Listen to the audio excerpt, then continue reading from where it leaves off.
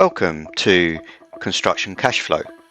In this podcast, we explore the stories, the strategies, and the steps to overcome cash flow challenges that often lead to insolvencies and the personal effect this has on business owners, their families, and the wider community. Each week, I interview a new guest to discuss their unique story of how they got to where they are now, the challenges they faced, what motivates and inspires them, and the issues affecting cash flow.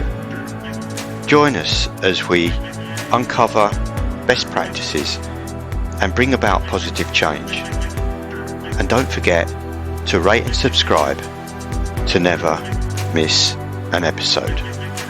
The conversation about you in the construction industry is about when are you next available, rather than how cheap can you do this. You are suddenly in a much stronger position with a much better cash flow. Understanding who your customers are or could be, understanding what they want and what their stresses and anxieties would be, and then matching up your skills and capacity and availability with what they need. Now, your order book might be full as far ahead as you can plan. The marketing gives you many other advantages. It's not just filling my diary for the week after next. It's filling my diary for the long term.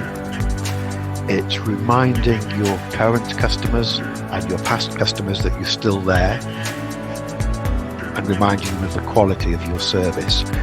And it also allows you to brutally charge a bit more. You know, if you have this reputation for being always busy, but you keep communicating, you talk about the quality and you demonstrate the quality of your work, when it comes to those hard-based negotiations about your daily rate or the price for the job, if you have the perception, you create the image that you're in demand, you know what you're doing, you're not desperate, you can be much firmer in your negotiations, and that will help with so many different aspects of your cash flow. In this episode, it's my pleasure to introduce you to Joe Lynch. Joe is a seasoned professional from the leisure and travel industry. Joe's expertise in business development, e-commerce and data analytics translates actually directly into optimizing cash flow and profitability in the construction industry. As the owner of Joe Lynch Consulting, he has a track record of helping organizations unlock their full potential and achieve sustainable growth. Joe's expertise also includes CRM systems, evaluating and enhancing product and service ranges, and leveraging digital marketing techniques relevant to driving cash flow in construction. These strategies are invaluable for industry professionals, business owners, and aspiring entrepreneurs. Join us as I explore with Joe his insights for financial success from proven strategies from the leisure travel industry, and how these can be adapted to revolutionise your construction business. Get ready to evaluate your construction cash flow game with Joe Lynch. Hi Joe, it's a real pleasure to have you on the show. How are you doing today? I'm very well, thank you, Stu, and thank you for the chance to participate. You're most welcome. So Joe, tell us a bit about your story on how you got to where you are now. Wow, that's a big question to open with. Thank you.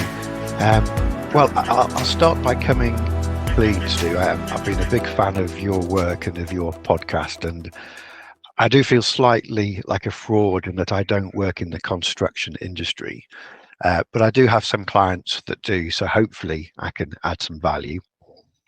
And I've avoided your question for long enough now, so let me try and answer that now.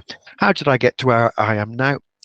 Well, I started my career without a plan, and I think it's probably fair to say that that plan is still formative some 30 years later. I left college and I was really lucky and really excited that I had the chance to go and teach water sports overseas. So I spent a really happy 6 years living in shorts and bare feet, teaching windsurfing and sailing in Greece and Turkey. And then I realized I needed to do something in the winter, so I became a ski guide. And I just had the best job in the world. You know, had to wake up and go sailing or to go skiing. But there comes a point where your knees start to ache, and perhaps your liver is telling you it's time to grow up a bit. So I came back and I stayed in the UK travel and tourism industry. And I worked there in that industry for about 20 years. And I started, I remember the one morning my first job was to sweep the leaves in the yard of the company that employed me in the summer.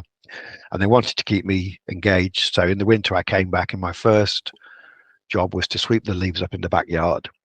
And as I was walking through the office, the phone rang. Nobody was answering it because they were busy. So I picked it up and sold a holiday.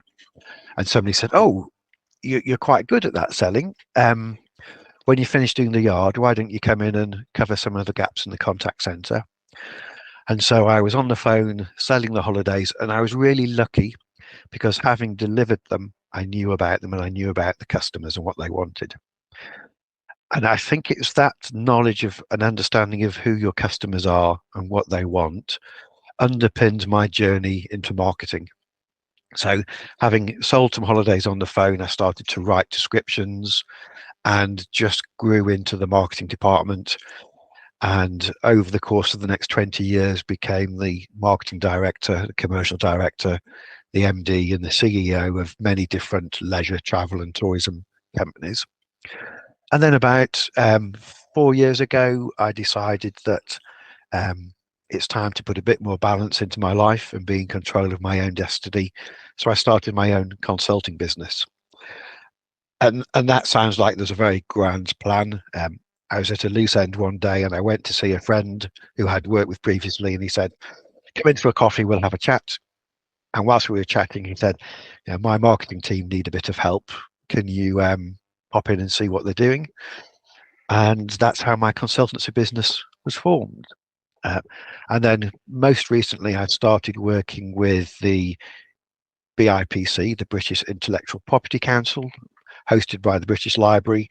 And that's opened up a really interesting vein of contacts for me, supporting startup businesses with their marketing and strategy consultancy.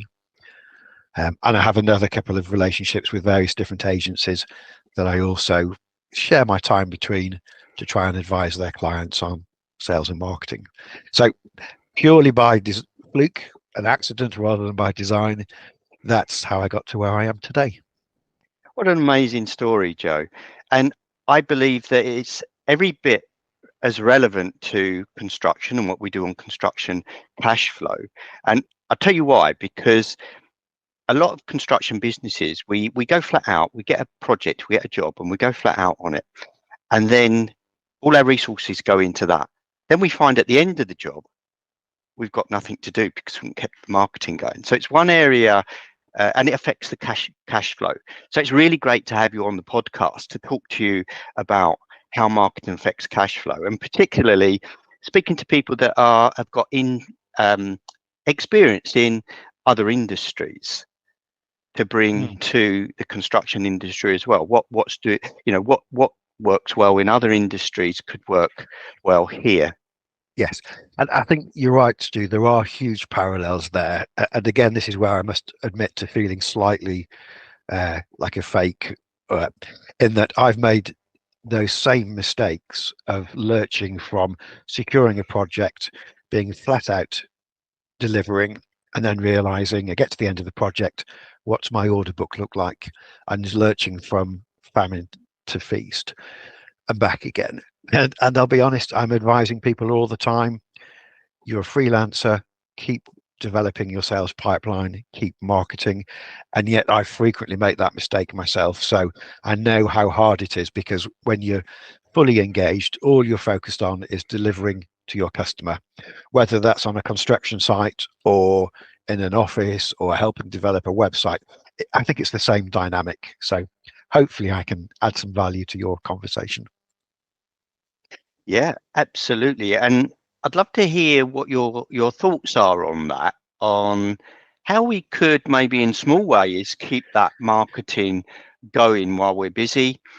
If there's any kind of techniques, tips, tricks, and going back to your story, actually, something that painted a picture for me. You're sweeping leaves, and then you Yeah, picked up the phone and sold a holiday. yeah, That's really intriguing. And how do you do that? How does that work? It sounds really simple, and we spend lots of money and think we need to spend lots of money and time on selling something, and it's hard to get a yeah. paying customer. Where does that selling leaves to selling a holiday Yes. come from? I think it's well, first of all, it's understanding what you're selling. And any tradesperson obviously knows their trade and know what they're talking about. So it would fill me with terror if I had to go and pretend to be a quantity surveyor on a site. I wouldn't know where to start, and I'd be found out even before I was allowed on site. So it's very much about sticking to what you know and understand, and having the confidence in yourself that you do know your trade. You can talk about it well. I think for marketing, and I speak as a marketeer, I think our industry doesn't help itself. We make it sound too complicated. We make it sound like it's some kind of magical formula, a mixture of science and witchcraft and creativity and insight. When in fact it's not. It's really simple. I nearly swore then, sorry. It's really very simple. It's understanding who your customers are or could be, understanding what they want and what their stresses and anxieties would be, and then matching up your skills and capacity and availability with what they need. Not trying to be something else, not trying to be someone else, and keeping it simple. You don't need to invest millions of pounds in the latest digital analytics or the latest search engines. You just need to be always available and always visible. And that's where I think the secret is to discipline ourselves to allocate time to sales and marketing throughout the week and throughout the month. And in particular, to do it when you feel you don't need to. That's the really crucial bit, because when your order books are full, you're really busy and you think, I don't need any sales or marketing. I don't need to communicate to the outside world. But it's much more effective to maintain a regular profile with regular outputs than stop and start. Hmm. And that's a principle I've learned, whether you're a one-person trader or a multinational organization. You keep promoting, you keep marketing, even when you think, in fact, probably especially when you don't think you need it. Because even though your order book might be full as far ahead as you can plan, the marketing gives you many other advantages. It's not just filling my diary for the week after next, it's filling my diary for the long term. It's reminding your current customers and your past customers that you're still there, and reminding them of the quality of your service. And it also allows you to brutally charge a bit more. If you have this reputation for being always busy, but you keep communicating, you talk about the quality and you demonstrate the quality of the work. When it comes to those hard faced negotiations about your daily rate or the price for the job, if you have the perception or you create the image that you're in demand, you know what you're doing, you're not desperate, you can be much firmer in your negotiations, and that will help with so many different aspects of your cash flow. When do you get paid up front? Are you on a retained basis? All of those things are made easier if you have a good image. Now, in the marketing world, that good image is often called the brand. People will talk about the brand being, oh, my brand is a yellow hexagon with a black circle and behavior, cash flow, and so on. It's not actually. The brand is what is in your customer's mind when they see or think of you. and we use graphical devices to remind them of that.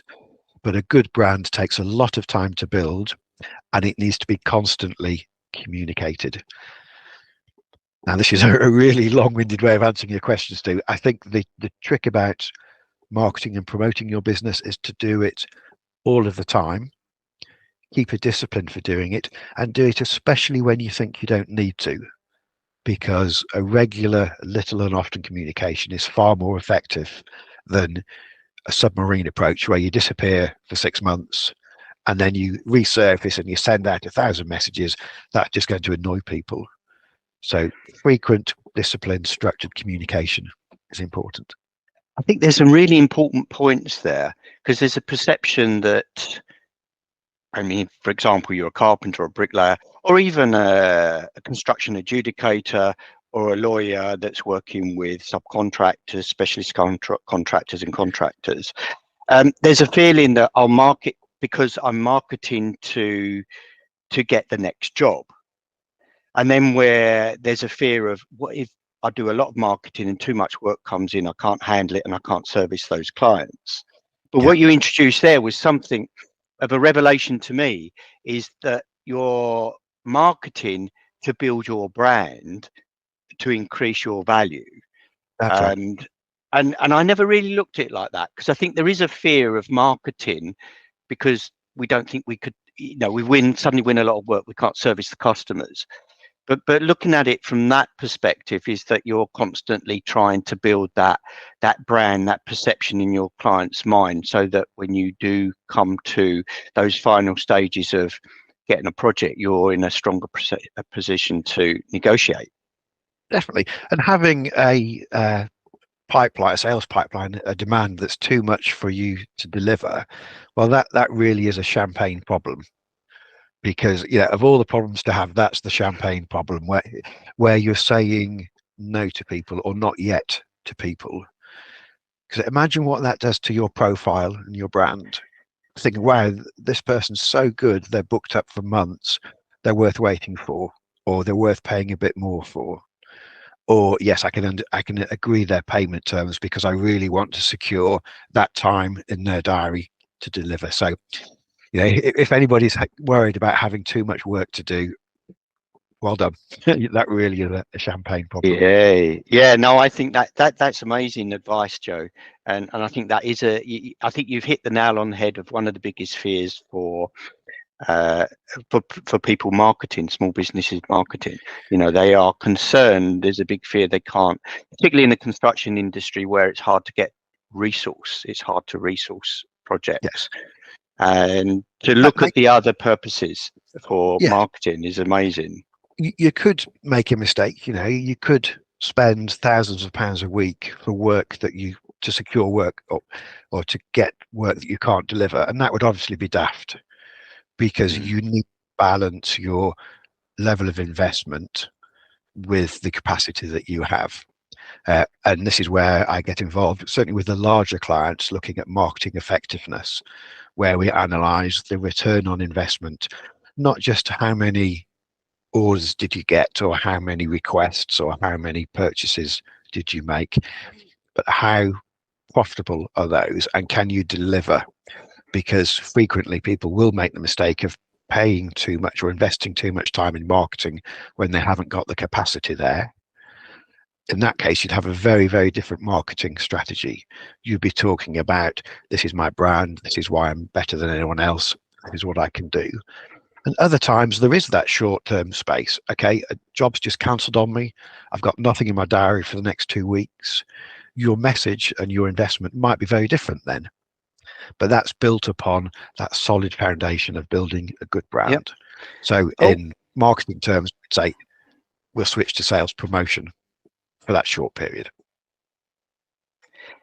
So what would that look like? For a small construction business or a medium-sized construction business, what would that direct sales look like? Is that picking up the phone, doing cold calling, or what's the, you suddenly find yourself without work?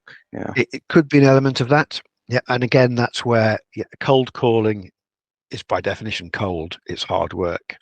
But if you've maintained that relationship with potential customers. It's not cold calling, it's warm calling. It could be using the entire suite of digital marketing. It could be a really nice, simple email. It could be some posts on the relevant Facebook or industry social network sites, which I'm sure there are many of those. Depending pretty much, I can't give one size fits all advice because your industry is so broad in its range and size, but it's finding the cost effective way to communicate with those people at the right time with the right message. So obviously having your own website I think is important because people want to check you out and see your accreditations and see previous customer reviews and testimonials. But then how do you expand the reach of that? There's many different ways of doing it.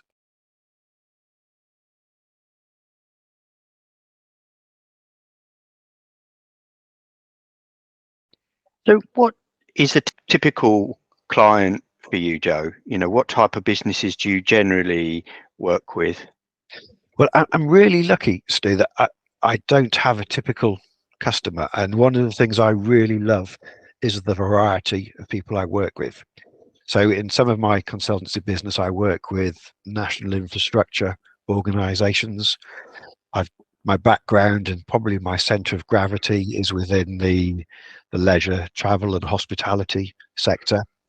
But then recently I was helping a Brighton-based construction company who had the challenges you've described. I'm always busy, I'm flat out, but I'd like to make a bit more margin on the work I'm doing.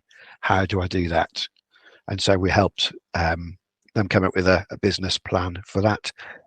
And then most recently, and this includes your good self, you know, meeting people, starting businesses and listening to their inspirational ideas and stories and backgrounds, where I can be talking to anybody from, let me think, a manufacturer, a maker of beautiful handmade hats, a milliner, through to PT and fitness instructors. That variety of things is really stimulating for me. And what I've learned is that the fundamental principles of marketing apply across all of them. It doesn't matter what you produce or what you make. The principles of marketing to your customers remain the same. Understand what you do, understand who you sell to and who you want to sell to, and just make sure that you're available and visible to them. How important is having a marketing strategy? I think it is very important. And a marketing strategy can only exist when you have a business plan. Because if you said my turnover next year needs to be £25 million, the marketing strategy would be very different compared to the one for a business that said, I want my turnover to be £25,000. So you need to have, and this is the first thing I always do before creating a marketing strategy, is what's your business plan? How big do we need to be by when?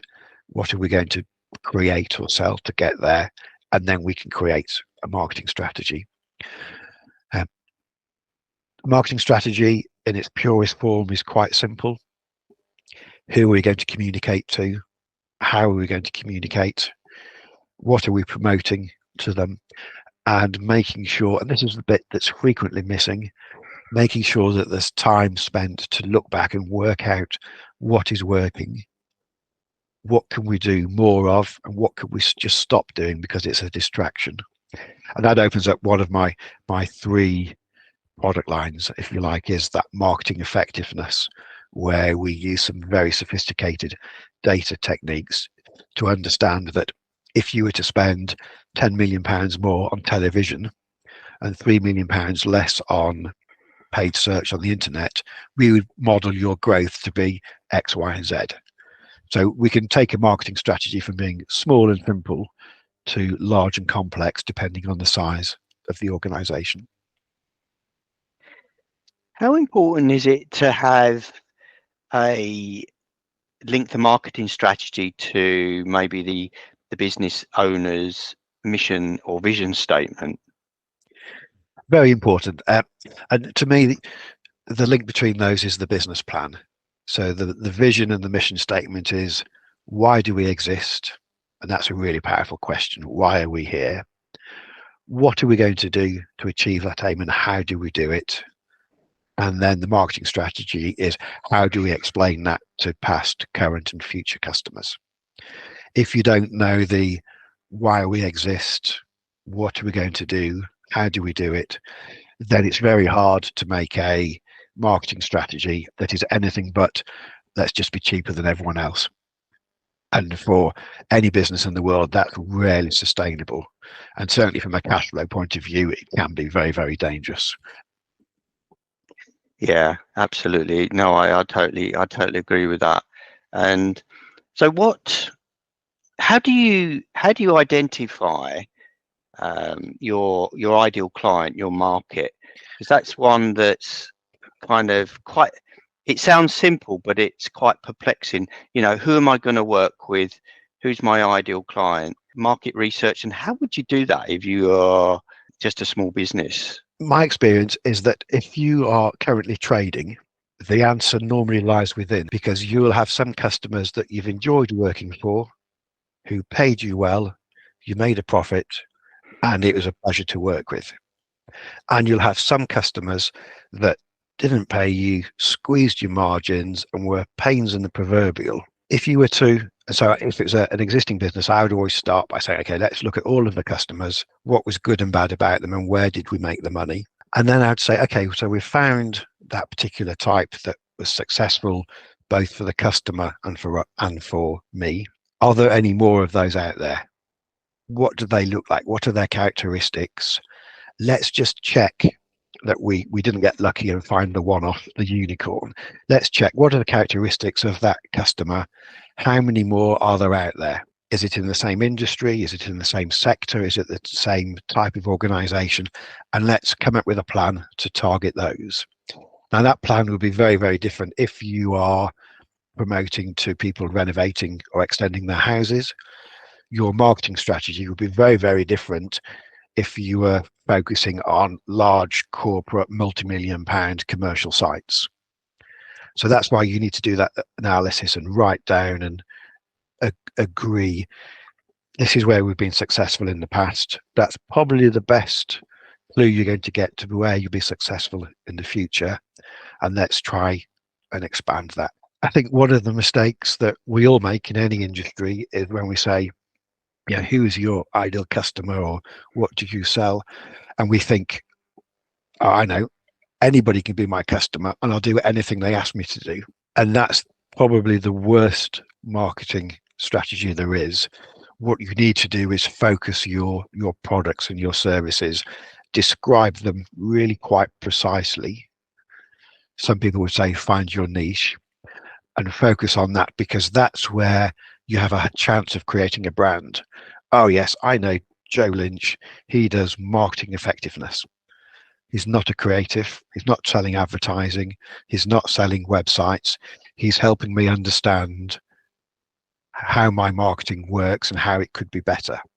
And that's the niche I try and build myself into, rather than being all things to all people.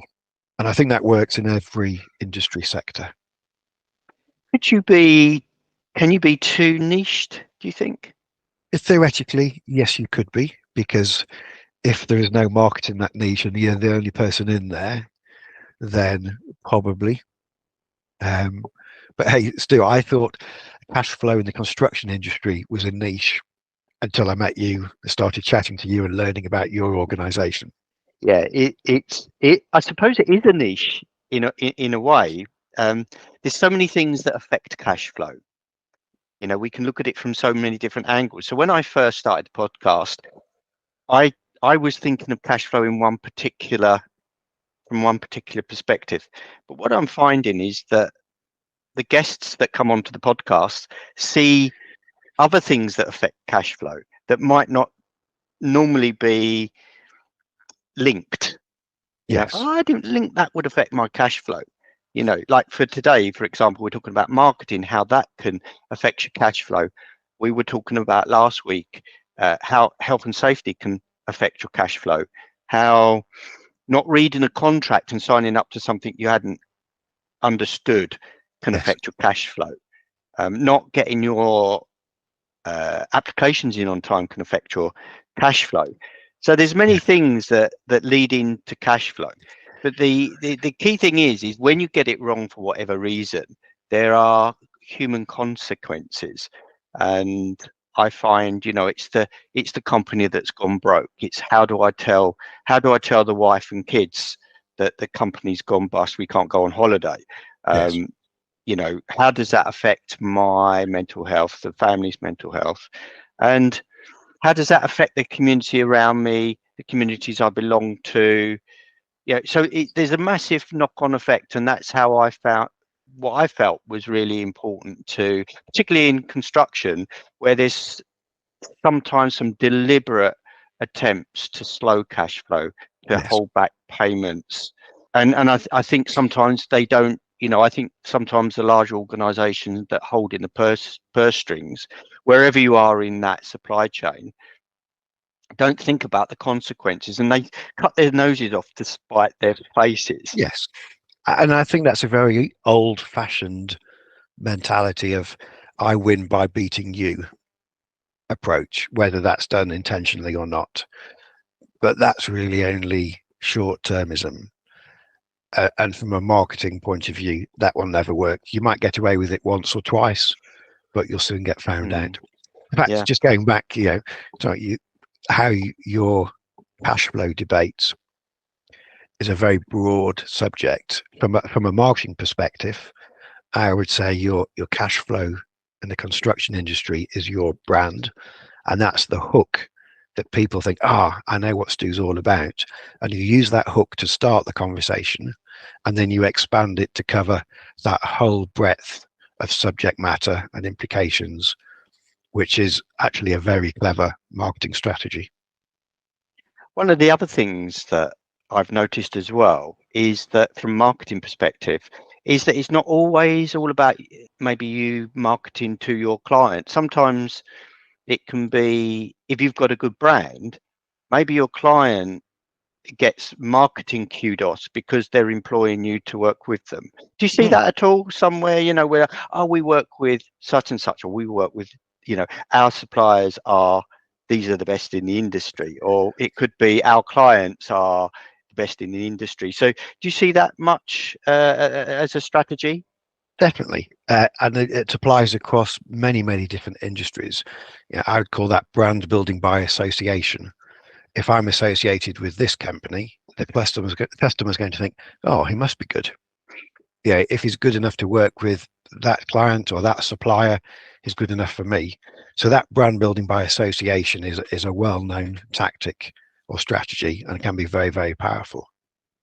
I found that as a commissioning contracts in construction, is if there's a really good supplier, contractor or subcontractor, so they're really hot on health and safety, they're organized, they're supportive, they're very efficient, and they work on the quality, they're delivering quality amongst the clients, they get a good reputation, and Yes. they do get approached from, and I think it comes back to what you were saying about the brand. So they might be good at all of those things, but may not have a brand that reflects it. So how would they start to promote those positive things that maybe they get positive feedback from their clients, then transfer that into their brand, if you like? Yeah. I think this is where the classic is the case studies and the testimonials, where you can show the work that you've done with a particular contractor or primary project lead.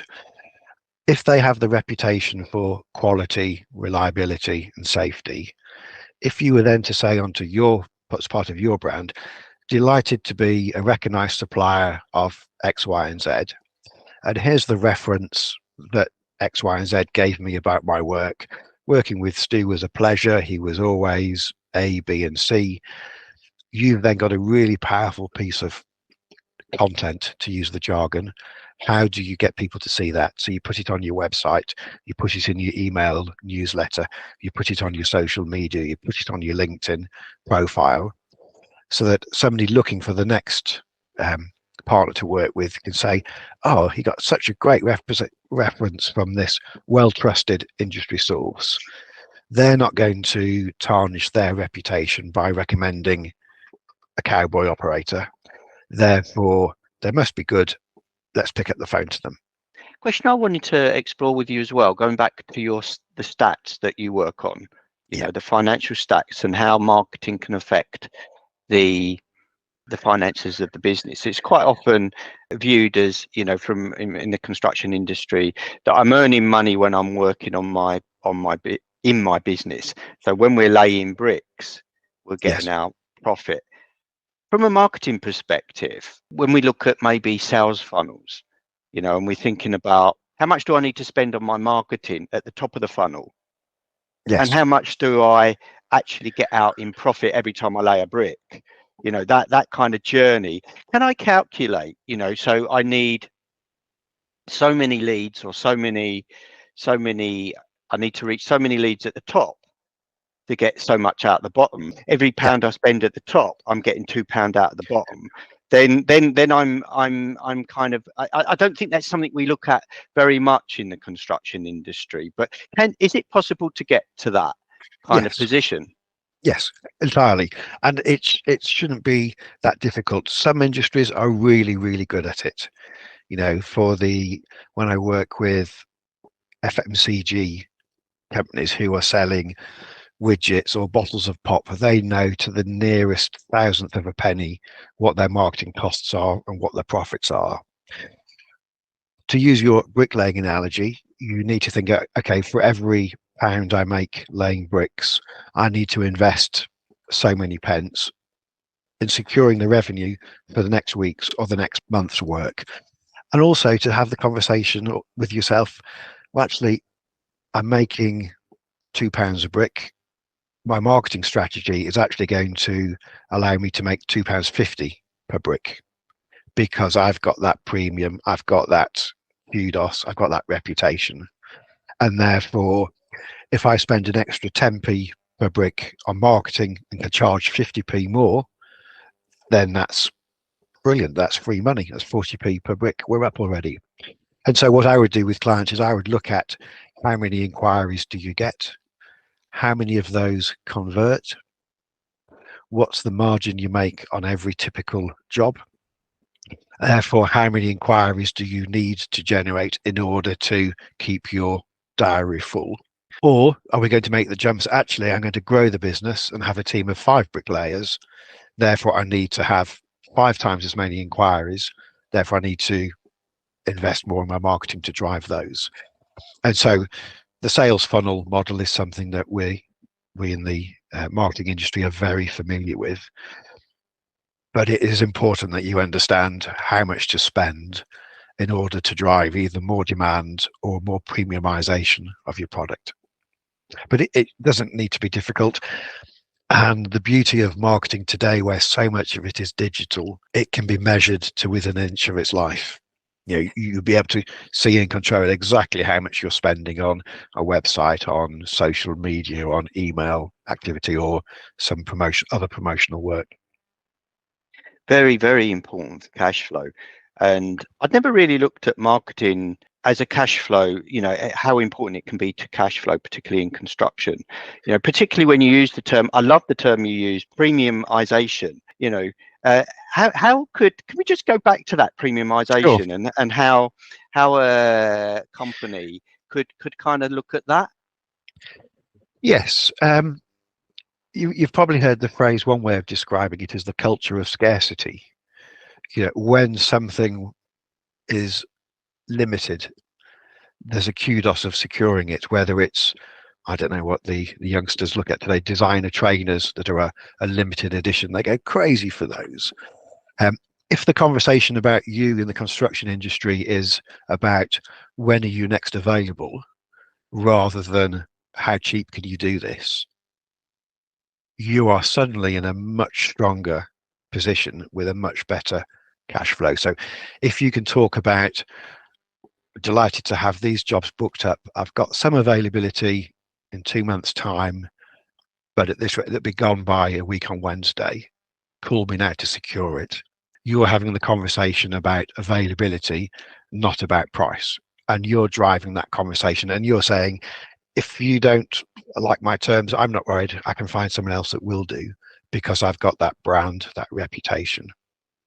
And it might be, I'm sure as well, within any construction project, you get some element of that from the materials and the quality of your finish as well. Do you want to position yourself as, and forgive my ignorance here, laying premium good bricks rather than cheap bricks that are going to fall apart within a few years? That's so relevant to the podcast, and so relevant to cash flow and construction, particularly when you talked about these are my terms.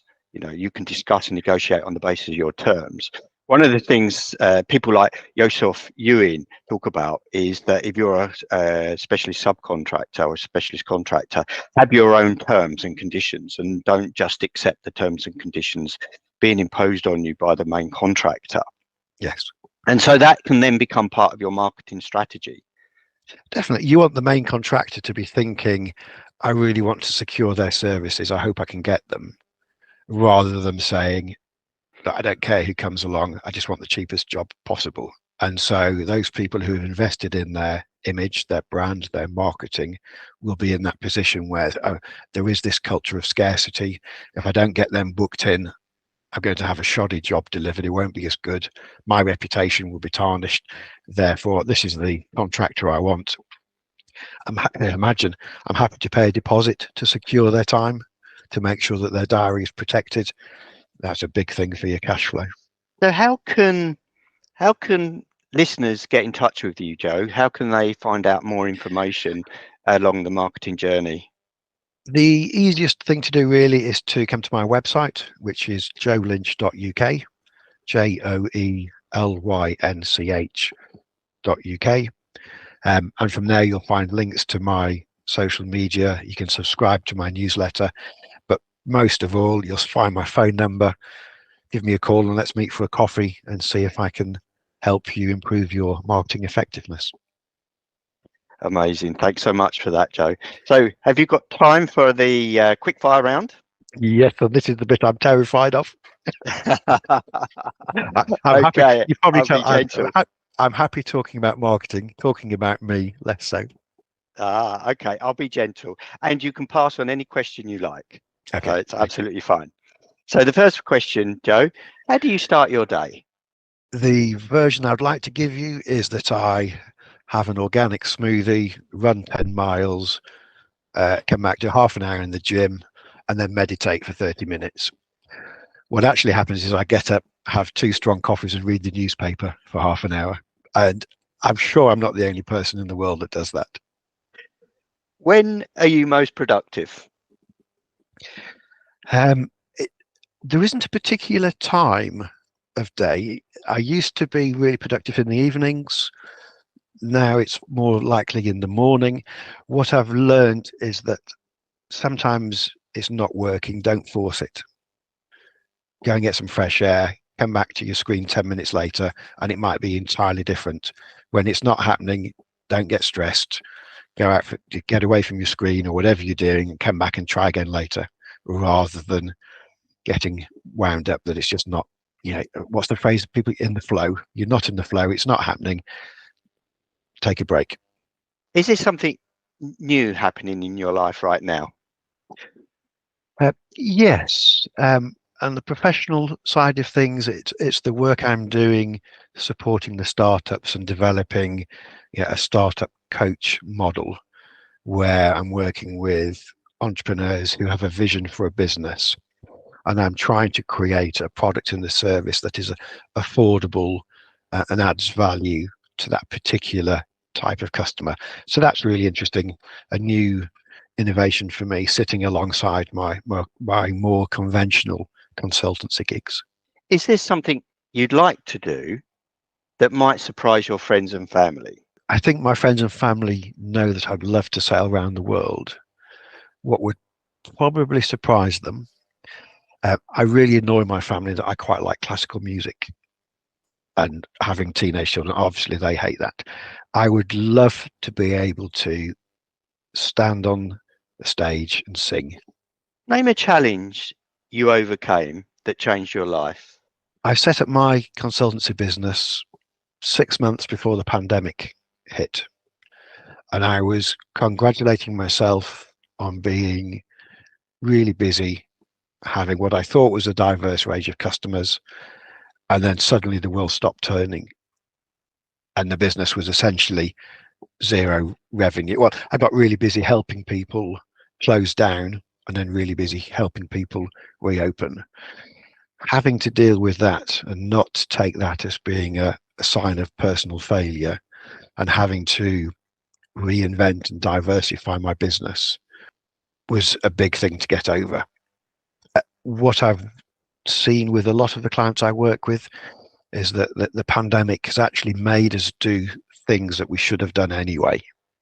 It just made it urgent and scary. And getting over that challenge was a big thing. I still don't think we're entirely over it, but that was a big shock to the system. Who or what inspires and motivates you? I'm getting a lot of inspiration at the moment from the people I'm meeting with ideas for businesses and seeing their ambition and their resilience. If I say to people, oh yes, my business was interrupted by the pandemic, and then I hear stories of people who have had far greater personal impact and continue to keep smiling, continue to keep going. To quote Churchill, keep buggering on. Some of those stories, you might know who I'm talking about, they are truly inspirational and make you realize that's the right thing to do. Keep going. Keep going. What does success mean to you? Success to me means being proud of the work that you're doing and knowing that you're making a difference. And I think if you have both of those, everything else falls into place. You get paid, you've got the cash flow, you're not worried about other things, but it stems from the fact that you're proud of what you're doing and you're making a difference. That to me is the most important thing. Are you a spender or a saver? Well, now, Stu, I'm a Yorkshireman, and I do follow the stereotype perfectly. I've got T-shirts in my drawer that are older than my children, and they're still perfectly fine.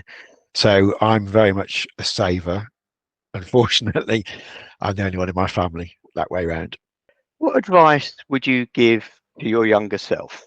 I think it would be back yourself, believe in yourself, and have confidence that people will see you for what you are and what you can do, and don't fall into the trap of trying to overprove yourself, presenteeism. It's okay to leave the office before 6 p.m. because you've done a good day's work, rather than missing out on events and family time because you need to prove, or you feel you need to prove, that you're dedicated to the cause. I think trust in yourself and your abilities, and that will get you through. If you couldn't do what you're doing now and you could do anything you wanted, what would you do? I would be racing around the world on a super high powered yacht. Thank you, Joe Lynch, so much for coming on to the podcast. And I'm sure the listeners have got so much out of that. You've joined the dots between construction, marketing and cash flow. Thank you so much. Thank you, Stu. It's been a pleasure. You've been listening to Construction Cash Flow. Hit the subscribe button if you haven't already done so you never miss an episode. And remember, the faster cash flows, the faster wealth grows.